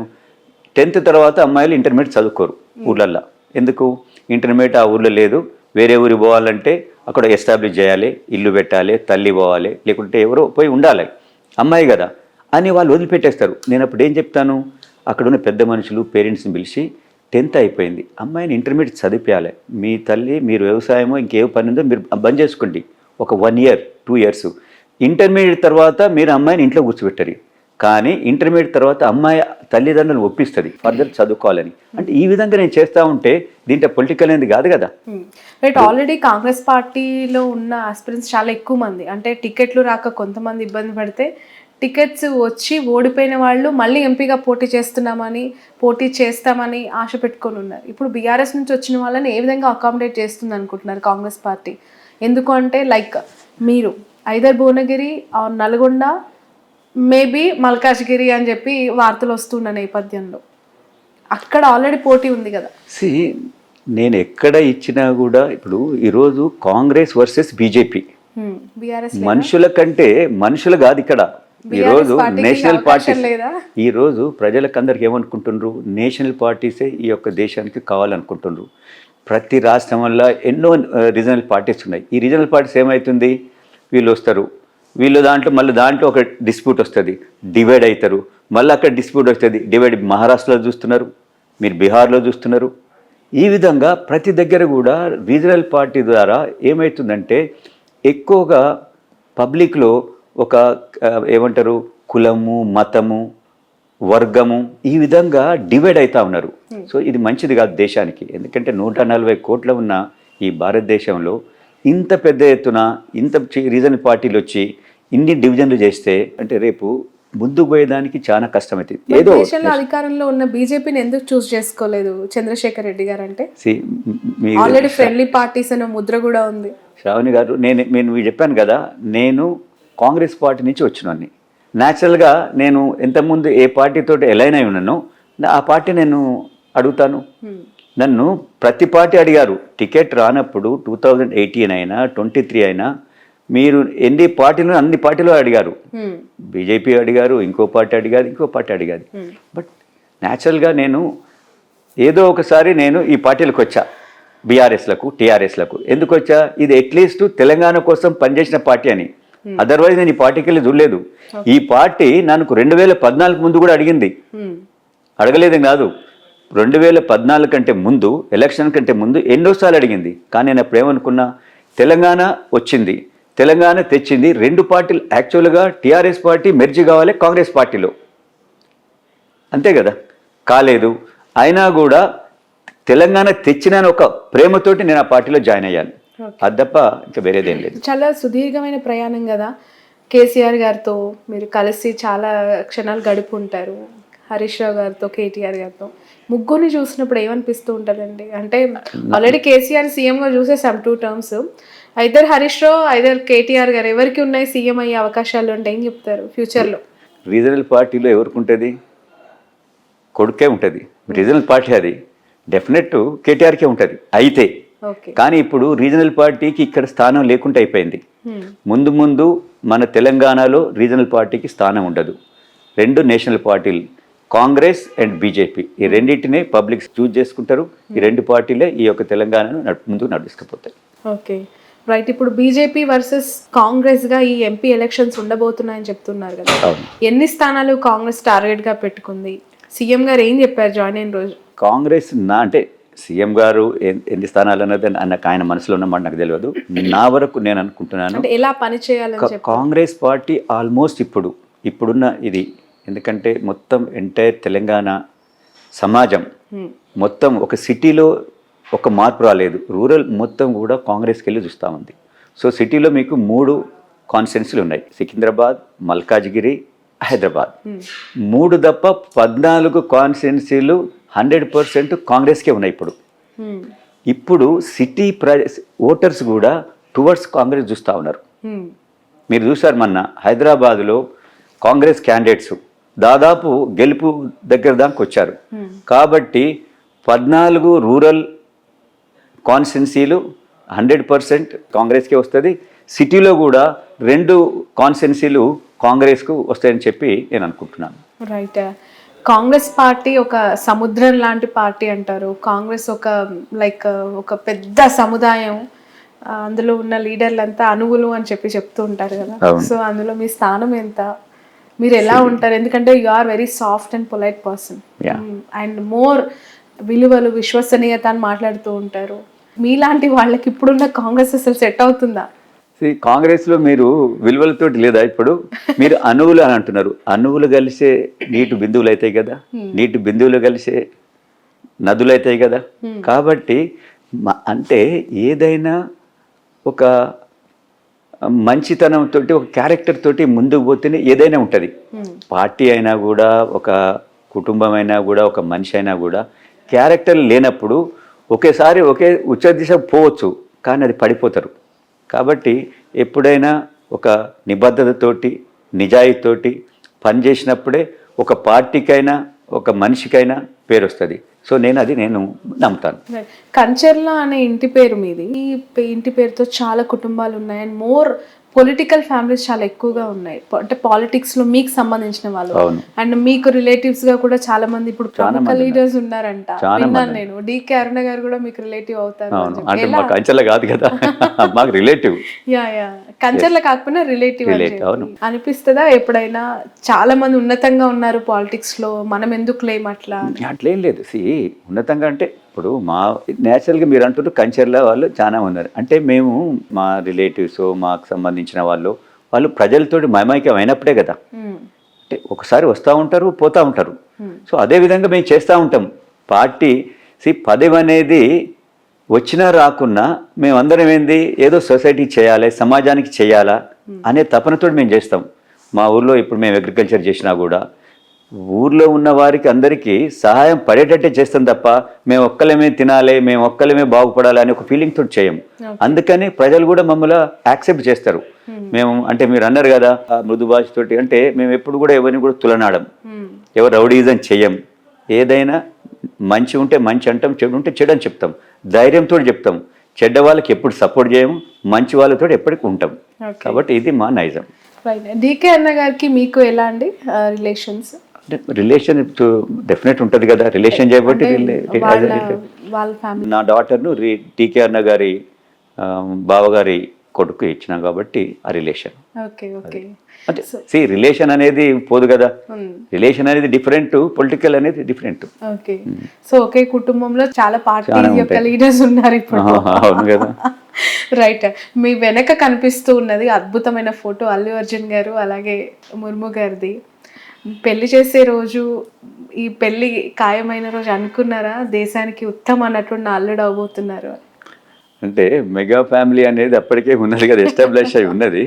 కాబట్టి అర్జున్ కూడా మంచి యాక్టర్ అవుతాడని. మెగా ఫ్యామిలీ ఉంది కానీ మెగా ఫ్యామిలీలో అల్లు అర్జున్ గారికి వస్తుంది అని. అప్పుడు యంగ్స్టర్ కదా, డెఫినెట్. ఏదైనా ఒక ఫ్యామిలీలో ఉన్న పెద్ద, ఇప్పుడు చిరంజీవి గారి యొక్క క్యారెక్టర్స్, చిరంజీవి గారి హార్డ్ వర్క్, చిరంజీవి గారి మంచితనము అనేది ఆయన చుట్టూ ఉన్నోళ్ళు చూసేటోళ్ళకి కూడా వాళ్ళకు కూడా వస్తుంది. ఇప్పుడు అర్జున్కి కూడా చిరంజీవి గారిని చిన్ననాటి నుంచి చూసి ఆయన యొక్క లక్షణాలు, అంటే ఏ విధంగా హార్డ్ వర్క్ చేయాలి, ఏ విధంగా ఒక పని మీద మన నిమగ్నమై పని చేయాలనే దాంతోటే తను ఈ విధంగా ఇంత ఉన్నత శిఖరాలకు ఎదిగాడనమాట. ఫస్ట్ గంగోత్రి చూసిన తర్వాత ఇప్పుడు పుష్ప 1, పుష్ప 2 ఇవి చూస్తూ ఉన్నప్పుడు ఆ ట్రాన్స్ఫర్మేషన్ ఏ విధంగా అనిపిస్తుందండి మీకు? దాని ఉద్దేశం ఏంటంటే అది ఎట్లా అయిందంటే హార్డ్ వర్క్ తోటి అవుతుంది ఏదైనా. అంటే నేను ఈ సినిమాలో నేనేం చేశాను, ఇంకా సినిమాలు ఎలా చేయాలి. మీరు చూడండి, వాళ్ళు ఒక సినిమా అయిపోయిన తర్వాత ఎంతో సిన్సియర్గా నెక్స్ట్ సినిమా గురించి ప్రిపేర్ అవుతూ ఉంటారు. ఓకే. దాంట్లో ఒక సినిమా షూటింగ్ అయితే అదే సినిమాలో లీనమై ఉంటారు. మనం ఇంకా వేరేది తెలియదు, వాళ్ళకి ఆ క్యారెక్టరే వాళ్ళ దాంట్లో ఉంటారనమాట. సో అంత దాంట్లో ఇమిడిపోయి నిమగ్నమై ఉండరు చేయబట్టే ఆ క్యారెక్టర్కు అంత మంచి పేరు ఆ విధంగా వస్తుంది. ఎలా ఉంటుంది మీకు అల్లు అర్జున్ గారి సపోర్ట్? డెఫినెట్ ఫ్యామిలీలో మా ఫ్యామిలీ మెంబర్ అందరు కూడా నేను ఎప్పటి నుంచో నేను పాలిటిక్స్లో ఉన్నా, వాళ్ళందరూ తెలిసిన విషయమే. కాబట్టి డెఫినెట్ వాళ్ళ సపోర్టు, అంటే వాళ్ళ యొక్క అన్ని నాకు డెఫినెట్ ఉంటుంది. మొన్న ఎలక్షన్స్కి ముందు హాలియా దగ్గర మీ party office something? No, it's not party office, foundation. నేను మా ఊర్లో ఒక చిన్న కళ్యాణ మంటపం కట్టాను. దాని ఓపెనింగ్కి వచ్చారు. దాని ఓపెనింగ్కి ఎందుకు అర్జున్ మీరు అన్నారు కదా, నేను అమ్మాయిలకు చదవాలి, అమ్మాయిలను అమ్ముకోవద్దు, తాండాలలో అమ్ముకునేది ఉండే. నేను అర్జున్ తోటి వాళ్ళకి చెప్పించాను. నేను చెప్తే అది ఎవరి పబ్లిక్ పోదు, రీచ్ కాదు, కొద్దిగా అవుతుంది. సో నేను వాళ్ళ అందరిని తీసుకొచ్చి తల్లిదండ్రులను, మీరు అమ్మాయిలను చదివిపియాలి, అమ్మాయిలకు మీరు ఏది ఆ విధంగా మీరు చులకగా చూడొద్దు, చిన్నగా కొడుకు బిడ్డ ఒకే తిరిగి చూడాలని నేను అర్జున్ తోటి చెప్పించాను మా ఇబ్రాహీంపట్నం ఏరియాలో. ఇప్పుడు కాదు, ఎప్పుడో లాంగ్ బ్యాక్. సో ఇలాంటి కార్యక్రమాలు చేస్తాను, తను కూడా వస్తాడు. అదేవిధంగా హరితవారంలో తను పార్టిసిపేట్ చేశాడు. ఆ రోజు బీఆర్ఎస్ ప్రభుత్వం మొదలుపెట్టిన ఆ రోజు తను కూడా హరితహారంలో పార్టిసిపేట్ ఎందుకు చేశాడు? తను చేయడం వల్ల మిగతా యువత కూడా దానికి బట్ అమ్మాయిలకి attract మెసేజ్ అవుతారు. ఇవ్వాలి అని అర్జున్ గారికి చెప్పినప్పుడు సంతోషంగా వాట్స్ హిస్ ఒప్పుకున్నాడు. రియాక్షన్? సంతోషంగా ఆమె డెఫినెట్ మనం ఈ పని చేయాలా, ఎందుకంటే తండాలలో ఆ విధంగా ఉందంటే అది అన్యాయం, చాలా అన్యాయం, ఇది మంచిది కాదు కదా. నేను వస్తానని చెప్పి నేను చిన్న చిన్న పిల్లల్ని తీసుకొచ్చాను, తల్లిదండ్రులను తీసుకొచ్చాను, వాళ్ళ ముందర చెప్పించాను, అమ్మ మీరు ఈ విధంగా చేయొద్దు, మంచి గవర్నమెంట్ ఎంతో మీకు సపోర్ట్ ఇస్తుంది, మీరు ఆ విధంగా అమ్ముకోడు, వాళ్ళకి చదువు చెప్పించకపోవడం అలాంటి కార్యక్రమం చేయొద్దు. ఇది మారిన ఈ సమాజంలో వాళ్ళు కూడా మంచి అదైతారు, వాళ్ళే మీ కుటుంబాన్ని పోషిస్తారు, వాళ్ళే మిమ్మల్ని చూసుకుంటారు అని మేము చెప్పాం అనమాట. సో అర్జున్ కూడా చాలా సంతోషంగా తోటి వచ్చాడు. ఇబ్రాహీంపట్నం వచ్చి ఆయన చెప్పాడంటే చూడండి.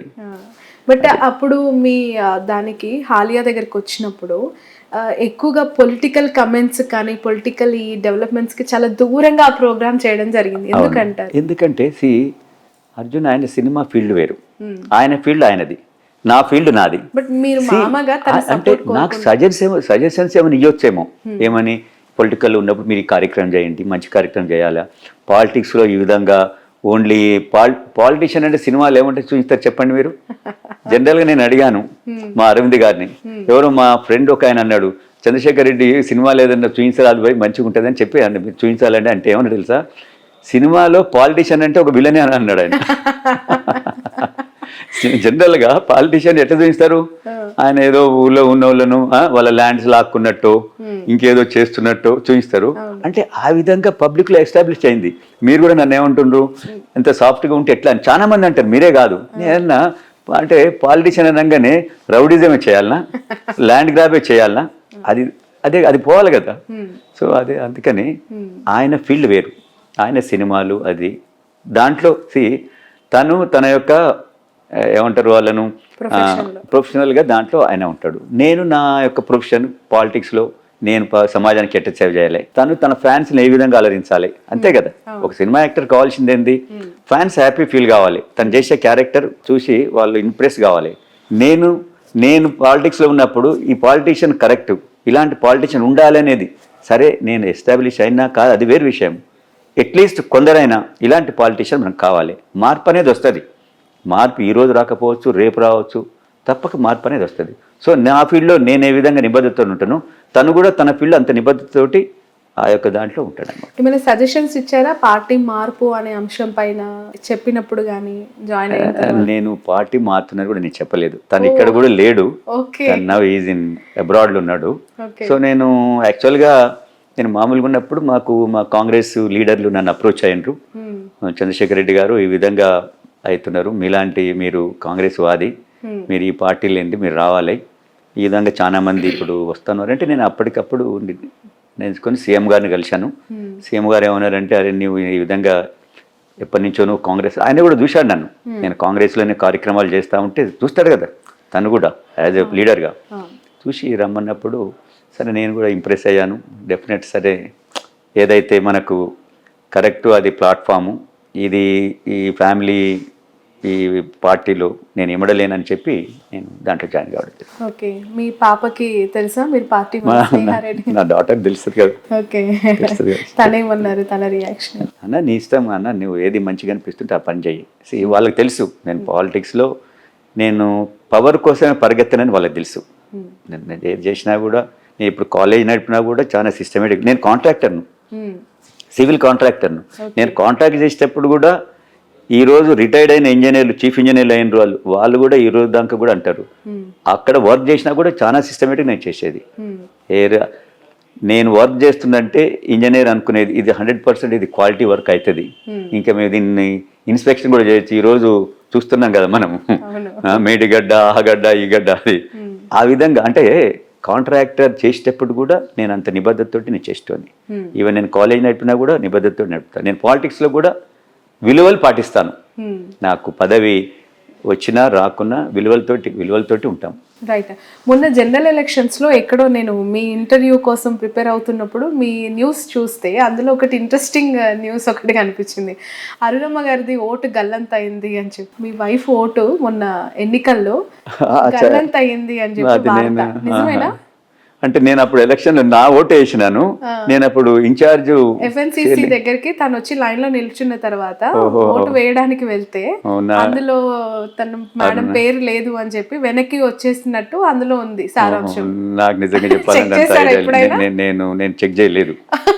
చెప్పారు అసలు మేడం మీకు నాకు చెప్ప కూడా చెప్పలేదు. నేను అప్పుడు చాలా బిజీ ఉంటుంది, నా ఓటుని వేసి నేను నేను పోయాను. అందుకని నేను వేసిందే అనుకున్నా, అంటే మేము ఇద్దరం కలిసిపోయి వేసేది ఓటు అంతకుముందు. కానీ అక్కడ ఫోటో మాత్రం మీ ఇద్దరిదే పెట్టారు. కాదు, నేను ఇద్దరం కలిసిపోలేదు, అది తప్పు. బట్ తన ఓటు గల్లంత అయింది. అలా చాలా మందివి ప్రముఖులు చాలా మంది గల్లంత అయ్యాయి ఈసారి జనరల్ ఎలక్షన్స్ లో అని చెప్పి ఆ న్యూస్. ఇది నాకు న్యూస్ మరి. అంతకుముందు మేము ఇద్దరం కలిసి చేసాం ఓటు, అదైతే definite. It's very personal question అండి. అల్లు అర్జున్ గారు అంటే యూత్ కి ఒక ఇన్స్పిరేషనల్ యాక్టర్. తనలోని వేరియేషన్స్, ట్రాన్స్ఫర్మేషన్, కెరియర్ స్టార్ట్ అయినప్పటి నుంచి టిల్ పుష్ప 2 వరకు కూడా అసలు ఎలా ప్రతి సినిమాకు ఒక మార్పు అలా చేసుకుంటూ వస్తూ ఎంతగానో అభిమానులకి ఆయన ఇంకా దగ్గర అయిపోయిన వ్యక్తి. అల్లుడిగా మీ ఇంటికి వచ్చిన తర్వాత ది గ్రేట్ మూమెంట్, గర్వంగా అసలు అల్లుడు అంటే ఇంక ఇదే అని అనిపించిన సందర్భం. డెఫినెట్. మొన్న బెస్ట్ యాక్టర్ వచ్చింది కదా, నేషనల్ అవార్డు వచ్చింది. మరి నేషనల్ అవార్డు 69 ఇయర్స్ నుంచి, అంతకుముందు హేమీలు ఉన్నారు కదా, ఎన్టీ రామారావు, నాగేశ్వరరావు, శోభన్ బాబు అని, ఇంత పెద్ద నాగయ్య గారని చాలా మంది ఉన్నారట కదా. మనం చూస్తున్నాం నాగేశ్వరరావు, ఎన్టీఆర్ని అయితే చూసినాం కదా, వాళ్ళకి రాంది 69 ఇయర్స్లో మరి అర్జున్కి వచ్చిందంటే రియల్గా మరి ఆయన ఎంత కష్టపడి ఆ ఫీల్డ్లో తను ఒదిగిపోయింది అనేది మనకు తెలుస్తుంది. సో న్యాచురల్గా అంతది వచ్చిందంటే మేమందరం ఎంతో సంతోషపడ్డాం. ఇది గర్వం కూడా, మా అందరికి గర్వకారణం. నా సన్నిన్లా అంత పెద్ద అంటే ఒక తెలుగు ప్రజలలో, అంటే తెలుగు ప్రజలకు ఒక కానుక ఇచ్చినట్టే కదా. 69 ఏళ్ల నుంచి నాయకులందరూ అంటే యాక్టర్లందరూ వెయిట్ చేస్తూ ఉన్నారు, నాగేశ్వరరావు, ఎన్టీఆర్, దాని తర్వాత వీళ్ళకి వస్తుందని. ఎవరికి రాంది తనకు వచ్చిందంటే రియల్లీ ఇది చాలా హ్యాపీయెస్ట్ మూమెంట్స్. ఎలా షేర్ చేసుకున్నారా? మేమందరం వాళ్ళ ఇంట్లో అందరం కలిసి హ్యాపీగా ఉండి షేర్ చేసుకున్నాం. దానికి పెద్ద ఎత్తున సినిమా వాళ్ళు వచ్చారు, మేము కూడా పోయి అందరం ఎంజాయ్ చేయాలి. మోర్ అల్లు అర్జున్ ఫ్యాన్స్ తెలంగాణలో ఉన్న వాళ్ళందరికీ మీరు పరిచయం ఉంటారు కదా, వాళ్ళు మీరు బయటకు వెళ్ళి కలుస్తూ ఉంటే ఏం చెప్తూ ఉంటారు మీకు? మీరు అన్నారు కదా మా ఊర్లో అది ఓపెనింగ్కి వచ్చాడు కదా, వస్తే ఆ రోజు నేను యాక్చువల్గా అర్జున్ వస్తుండని కూడా నేను బయట ఏం పెద్దగా చెప్పలే. చెప్పకున్నా కూడా ఆ రోజు దాదాపు 25,000 నుంచి 30,000 అందరూ 30 ఇయర్స్ లోపటోళ్ళే. అసలు అన్న ఎక్కడి నుంచి వచ్చింది వీళ్ళందరూ? నేను కొత్త ముఖాలు. వాళ్ళు అంటున్నారు మేము 60 కిలోమీటర్లకి వెళ్ళి వచ్చినాం సార్ అంటున్నారు. అప్పుడు అక్కడ పోలీస్ వాళ్ళు వచ్చినారనమాట, ఆ డిఎస్పీ వాళ్ళందరూ. శేఖర్ రెడ్డి గారు, ఇప్పుడు చూడండి మీ అల్లు అర్జున్ గారు ఇంకా కొద్దిసేపు ఉంటే ఈ 25,000 మంది 30,000 మంది అది 60,000 పోతుంది. ఇది చాలా ప్రాబ్లం అవుతుంది. మొత్తం ఇది ఇక్కడ మొత్తం తోచులాట అదంతా అయిపోయి అల్లరి అవుతుంది. మీకు కష్టం, మాకు కష్టం, మేము దీన్ని కంట్రోల్ చేయలేము. మీరు తొందరగా మీ అల్లుని మీరు హైదరాబాద్కి పంపాలి అని అన్న. అంత దూరంకి వెళ్ళి వచ్చిండు కదా, జనరల్ కొద్దిసేపు ఉంటాడు. మా ఊర్లో కూడా రాలేదు, అది ఎస్టాబ్లిష్మెంట్ రోడ్డు మీద చేస్తా ఉన్నాం ఫంక్షన్ హాల్. సో ఊర్లోకి పోదాం అనుకుంటాం కదా న్యాచురల్గా. వాళ్ళు అన్నారు సార్ పోతే చాలా కష్టం సార్, మీకు తర్వాత మీకే బాధ అవుతుంది, ఎందుకంటే ఇంతమంది యూత్ వీళ్ళు మేమేం కంట్రోల్ చేయలేము, ఒకసారి మీదికి. ఆ రోజు అల్లరి అనుకో రాత్రి. సో అది మేము అనుకున్నాము. బట్ అనిపించిందా అందరు అత్తమామల కళ్ళు ఇంటికి తెచ్చుకోవడం ప్రాబ్లం అయితే ఇక్కడ పోలీసు వాళ్ళు ఇంటి నుంచి బయటకు పంపిమంట? అది ఏం చేస్తాం మరి అనిపించింది ఆ రోజు అల్లు అర్జున్ గారిని తొందరగా అనుకున్నాం. అదే ఇక తను కూడా అన్నాడు, మామయ్య నేను ఎక్కువసేపు ఉంటే మీకు కష్టం ఉన్నాం, మాకు కూడా కష్టం, ఎందుకంటే వాళ్ళందరు ఫ్యాన్స్, మనం ఏం అనలేము. ఇది అంటే బ్యారికేడ్స్ అవన్నీ ఉండవు కదా, బ్యారికేడ్స్ కూడా చేశాం. బ్యారికేడ్స్ విదిన్ 2 వాళ్ళు అసలు 10 minutes తీసి అవతల పడేశారు. మేము దానికి ఎంతో బ్యారికేడ్ చేశాము, విఐపీస్ కని ఒకటి చేశాము, వాళ్ళందరూ వచ్చేటోళ్ళ కోసం బయట శామ్యానాలు వేసాము, బయట టీవీలు పెట్టాము. ఎన్ని పెట్టినా కూడా వాళ్ళు అసలు దగ్గరికి చూడాలి ఓ అని మొత్తుకొని. What is nature of Allu Arjun అంటే ఏం చెప్తారండి మీ మాటల్లో? Very active. అసలు యాక్టివ్ అంటే చెప్పనక్కర్లేదు. యాక్టివ్కు 100% ఆయనని మనం అనుకోవచ్చు, అంత యాక్టివ్ ఉంటాడు. ఎనీ టైం మార్నింగ్ నుంచి ఈవినింగ్ దాకా ఫుల్ యాక్టివ్లో ఉంటాడు. బై నేచర్ ఎలా ఉంటారు ఇంట్లో ఉన్నప్పుడు కానీ ఫ్యామిలీ టైమ్స్ ఎట్లా? ఇంట్లో ఉన్నప్పుడు చిల్డ్రన్స్ అంటే చాలా ఇష్టం. అది చూస్తూ చాలా చాలా అంటే చాలా ఇష్టం. పిల్లలతో ఆడుకుంటా ఉంటాడు, కలుస్తూ ఉంటాడు. అట్లా చిన్నపిల్లలు అంటే చాలా ఇష్టం. ఓకే. ఆ ఇన్స్టాగ్రామ్ లో ఎప్పటికప్పుడు ఆ పిల్లలు అన్ని రీల్స్ పెడతా ఉంటారు చూస్తూ ఉంటారు కదా. అవును, మీ పాప స్నేహ వాళ్ళు అసలు ఆయనకు షూటింగ్ ఉన్నా కూడా అంటే కంటిన్యూగా షూటింగ్ ఉంటే ఆపుకొని వచ్చి పిల్లల్ని కలుస్తూ ఉంటాడు, అంటే చూస్తూ ఉంటాడు. అంత ఇష్టం ఆయనకు. Okay. So more family person అనుకోవచ్చు. అంటే ఫ్యామిలీ అండ్ చిల్డ్రన్ చాలా చాలా అంటే చాలా ఇష్టం. ఓకే. ఓవరాల్ గా మెగా ఫ్యామిలీ అంటేనే ఒక పెద్ద కుటుంబం, మెగా కాంపౌండ్ అని అంటూ ఉంటారు కదా. ఆ ఫ్యామిలీతో మీ సన్నిహిత సంబంధాలు అవ్వచ్చు, ఇతరులు అంటే అరవింద్ గారు కావచ్చు, పవన్ కళ్యాణ్ గారు, చిరంజీవి గారు, నాగబాబు, వీళ్ళతో మీ రిలేషన్స్, మీ జర్నీ ఎట్లా ఉంది? చిరంజీవి గారితో నా రిలేషన్ చాలా బాగుంటుంది. చిరంజీవి గారు చాలా మృదుభాషి, చాలా ప్రేమగల మనిషి. ఆయన ఎంత అంటే నన్నే కాదు, వాళ్ళ ఇంటికి ఎవరు పోయినా కూడా ఆ విధంగా రిసీవ్ చేసుకుంటాడు. చిరంజీవి గారి గొప్పతనం ఏంటంటే ఒక ఫెస్టివల్, ఒకటి ఏదైనా మంచి అకేషన్ ఉంటే అందరు రిలేటివ్స్ రావాలంటాడు, ఇంక్లూడింగ్ మా అందరికి కూడా. ఆయన ఫంక్షన్స్ ఉంటాయి, సినిమా ఫంక్షన్స్ కావచ్చు, సంక్రాంతి, పర్టికులర్గా దివాళీ చాలా పెద్ద ఎత్తున చేస్తాడు చిరంజీవి గారు. అప్పుడు అందరిని పిలుస్తాడు, ప్రతి రిలేటివ్ని కూడా పిలుస్తాడు. ఆ విధంగా ఏదైనా మంచి అకేషన్, మన చిరంజీవి గారికి పద్మ విభూషణ్ వచ్చింది కదా, దానికి అంటే ఆ ఫంక్షన్లు కూడా మమ్మల్ని పిలుస్తాడు, రావాలి చంద్రశేఖర్ మీరు అందరు వచ్చి, అంటే ఆ విధంగా అనమాట. ఆయనకు రిలేటివ్స్ అన్నా కూడా, స్నేహితులన్నా కూడా ప్రేమించే ప్రేమగల మనిషి ఆయన చెప్పాలంటే. పవన్ కళ్యాణ్ గారు జనసేన పార్టీ గురించి మీ అభిప్రాయం ఏంటి? తెలంగాణలో కూడా ఉంది కదా ఆ పార్టీ. తెలంగాణలో అంత పెద్దగా ఎస్టాబ్లిష్ కాలేదు కదా, ఆంధ్రాలో 100% ఉంది. నేను అనుకుంటాను మరి వస్తే ఏదైనా చేంజెస్, మార్పు అనేది వస్తే పవన్ కళ్యాణ్ ద్వారా రావాలి అక్కడ. ఎందుకంటే చంద్రబాబు పార్టీ ఉంది, అది అందరికి తెలిసిందే. పవన్ కళ్యాణ్ యాడ్ అయినప్పుడు ఏదైనా వస్తే మార్పు రావాలని అనుకుంటున్నాను. వస్తే ఇప్పుడు మార్పు రావాలా? మీ మెసేజ్ ఏంటి అంటే ఖచ్చితంగా ఏదో ఒక నియోజకవర్గం నుంచి ఎంపీగా బరిలో దిగుతారు అనేది మాకు అర్థమవుతోంది. మీ సర్వీసెస్ ఏ విధంగా ఉండబోతున్నాయి, ఏం మెసేజ్ ఇవ్వాలనుకుంటున్నారు? నా సర్వీసెస్ చూడండి, ఈరోజు హైదరాబాద్ మెగా సిటీ అయింది, దాదాపు 1 crore అబవ్ పాపులేషన్ ఉంది. ఇంతమందికి ఏ విధంగా రీసోర్సెస్ వాళ్ళకి ఏ విధంగా మనకు ఉండాలి, డ్రింకింగ్ వాటర్ కావచ్చు, రోడ్ నెట్వర్క్ కావచ్చు, స్కూల్స్ కావచ్చు, హాస్పిటల్స్ కావచ్చు, ఇది ఒక ప్లానింగ్ తోటి పోవాలి. ఈరోజు చూడండి, మన హైదరాబాద్లో గచ్చిబౌలిలో 40 అంతస్తుల బిల్డింగ్ వస్తుంది, రోడ్ అదే 40 story బిల్డింగ్. అక్కడి నుంచి ఎన్ని కార్లు బయటకు వస్తాయి? ఒకే బిల్డింగ్ వస్తలేదు కదా, రోడ్డుకు ఇరువైపులా వస్తున్నది. సో ఈ విధంగా ప్లాన్ లేకుండా కడతా పోతున్నారు. అంటే ఎవరికి లబ్ధి చేకూర్చేదానికి? బిల్డర్కి చేసేదానికి. దీనివల్ల ఫ్యూచర్లో చాలా కష్టమవుతుంది, నష్టమవుతుంది. అంటే ఎక్కడి నుంచి ఎక్కడికి పోలేకుండా అవుతుంది. ఎందుకంటే హైదరాబాద్ ఎంతో పెద్ద ఎత్తున రింగ్ రోడ్ ఉన్నది, డెవలప్మెంట్ దానికి ఏరియా ఉన్నది, ఇక్కడ సముద్రాలు లేవు. సో ఒక ప్లాన్ తోటి చేయాలా. ముఖ్యంగా హాస్పిటల్స్, నలుమూలల హాస్పిటల్స్ రావాలా, మంచి స్కూల్స్ కూడా పెద్ద ఎత్తున రావాలి. ప్రైవేట్ స్కూల్స్ చాలా ఎక్కువైనాయి, సో గవర్నమెంట్ స్కూల్ కూడా రావాలి. ఇప్పుడు ఈ ప్రభుత్వం అనుకుంటుంది కొన్ని పబ్లిక్ స్కూల్లా కొన్ని తీసుకొస్తా అని అంటుంది. అలాంటి స్కూల్స్ తీసుకురావాలి. అట్లీస్ట్ ఒక కాన్స్టిట్యున్సీకి ఒక 2 స్కూల్స్ ఆ విధంగా తీసుకొస్తే మిడిల్ క్లాస్, ఇప్పుడు మనం హైదరాబాద్ పబ్లిక్ స్కూల్ ఉంది, ఎంత మంచి స్కూల్ చెప్పండి ఒకప్పుడు. సో అది అందరూ అఫోర్డ్ చేసే స్కూలు, ఆ విధంగా స్కూల్స్ ఉండాలి. అంతేగాని సంవత్సరానికి 10 లక్షలు 6 లక్షలు ఈ విధంగా కట్టే స్కూల్స్ ఉంటే ఎడ్యుకేషన్ అనేది అందరికీ అందుతలేదు. ముఖ్యంగా గవర్నమెంట్, నేను రేపు ఎలక్ట్ అయినాక నా ఫోకస్ ఎక్కడ ఉంటుందంటే మెయిన్ ఎడ్యుకేషన్, హెల్త్. ఈ రెండు ఉంటే ఏ కుటుంబం, ఏ ఇండివిజువల్ అయినా కూడా తనంతటి తను ఎదిగేదానికి ఆస్కారం ఉంది. ఈ రెండు లేనప్పుడు ఇక ప్రభుత్వాలు ఎన్ని చేసినా కూడా ఏది కూడా డెవలప్మెంట్ కోసం ముందుకు పోయేదానికి సొసైటీ అంత పెద్ద ఎత్తున పోదు, అంత వేగంగా పోదని నేను భావిస్తాను. ఓకే, ఫైనల్లీ 2 questions మీకు. ఫస్ట్ క్వశ్చన్ ఈజ్, సమీపంగా ఎప్పుడైనా ఇన్ ఫ్యూచర్ అనిపిస్తుందా, కళలో అయినా లేదంటే రియాలిటీ అయితే బాగుండు అని, అల్లు అర్జున్ గారు ఏమైనా పొలిటికల్ ఎంట్రీ? అర్జున్ గారు ఇప్పుడు ఈజ్ యంగ్స్టర్. ఇప్పుడు అల్లు అర్జున్ రాజకీయాల్లో ఉందా అని అనుకునే వాళ్ళకి ఆయన కెరియర్ చాలా పెద్ద ఎత్తున ఉన్నది. ఇప్పుడు నేషనల్ యాక్టర్ అయిపోయాడు. రేపు ఇంటర్నేషనల్ యాక్టర్ కావాలి. అదంతా మేము కోరుకుంటున్నాం. ఫస్ట్ మాకు ఏముంది, ఆయన యాజ్ ఎ యాక్టర్గా ఈ షుడ్ ఎస్టాబ్లిష్ ఇంటర్నేషనల్లీ.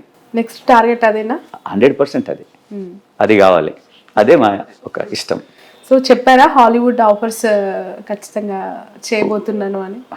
వస్తాయని నేను అనుకుంటున్నాను. ఆయన చెప్పకుండా డెఫినెట్ తనకున్న ఇప్పుడు పేరు, తనకున్న ఈ స్కిల్స్ తోటి డెఫినెట్ ఇప్పుడు మీరు చూస్తూ ఉన్నారు కదా, క్రికెటర్స్ కూడా, టాప్ క్రికెటర్స్ కూడా అర్జున్ సినిమా పాటలు ఇవన్నీ మిమిక్రీ ద్వారా చేస్తా ఉన్నారంటే definite he will become international star. One more question, Pawan Kalyan గారి జనసేన పార్టీని ఇక్కడ బలోపేతం చేయమని ఏమైనా చర్చించారా వాళ్ళతో? మీరు సజెషన్ కానీ మీ ద్వారా డిస్కషన్స్ కానీ? అంటే పవన్ కళ్యాణ్ గారు నాతోటి అది ఎందుకు చర్చించలేకపోవచ్చు అనుకుంటున్నా అంటే, నేను ఆల్రెడీ ఒక పార్టీలో ఉన్నా.